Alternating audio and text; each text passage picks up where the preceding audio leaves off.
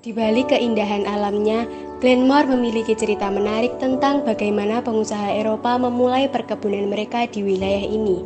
Julukan Eropa Van Java memang tak diragukan lagi untuk Glenmore. Berbagai peninggalan era kolonial masih sangat mudah kita temui, mulai dari bangunan hingga teknologi. Salah satunya melalui PT Perkebunan Glenmore yang dikenal sebagai Glenmore Estate yang berlokasi di Desa Margomulyo, Kecamatan Glenmore, Banyuwangi. Belanda mendirikan perkebunan ini pada tahun 1917 dan menjadi salah satu perkebunan besar yang dikembangkan pengusaha Eropa di wilayah Banyuwangi dengan luas kurang lebih 5 hektar. Setelah membangun perkebunan, kemudian pabrik ini didirikan oleh pengusaha bernama Ross Taylor. Ini adalah ketel uap sebagai mesin pertama. Dalam proses pengolahannya, pertama kali pabrik ini menggunakan tenaga berupa mesin uap buatan Ruston Proctor and Lincoln dari Inggris untuk menjalankan pengolahan pabrik pada tahun 1920.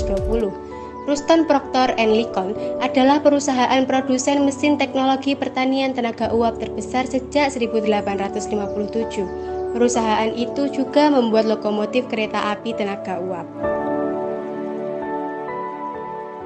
Kemudian, mesin tersebut diganti dengan turbin air sejak September 1929. Air di sekitar perkebunan yang melimpah membuat pemerintah kolonial Belanda berinovasi untuk memanfaatkan air tersebut.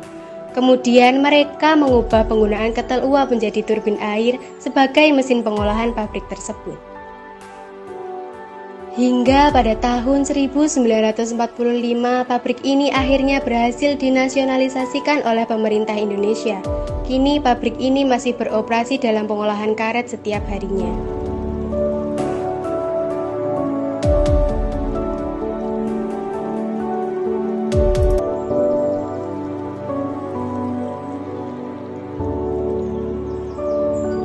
Ini merupakan rumah pengasapan karet. Proses pengasapan karet sendiri membutuhkan waktu 7 hari 7 malam.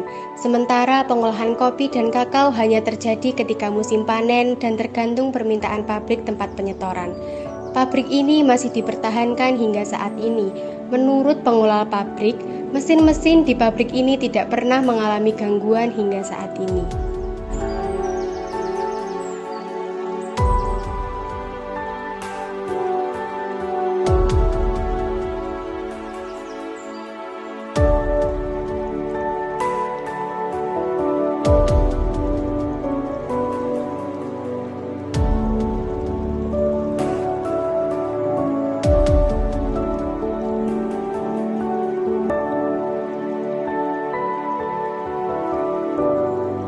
Ini adalah bangunan peninggalan Belanda yang dahulu digunakan sebagai tempat singgah bagi kolonial Belanda.